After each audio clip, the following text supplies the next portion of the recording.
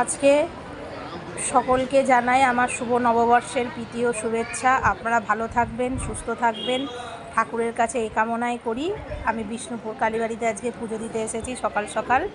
আমি, আমার বর আর ছেলে। খুব লাইন ছিল, তবে লাইনটা মোটামুটি ভালোই আগাচ্ছিল। মায়ের পুজো দিয়ে দিলাম। খুব তাড়াতাড়ি পুজো হচ্ছে আর কি, ওদেরও তো কিছু করার নেই, সংক্ষেপেই পুজো করছে।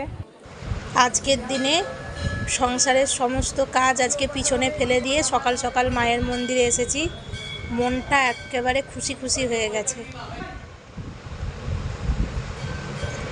আর এই মায়ের মন্দিরটা আমাদের বাড়ির থেকে খুবই কাছে, পায়ে হাঁটা 5 মিনিটের পথ।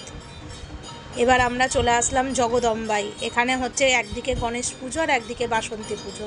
আমরা গণেশের কাছে কিছু লাড্ডু চড়িয়ে গেলাম, পরে পুজো হবে।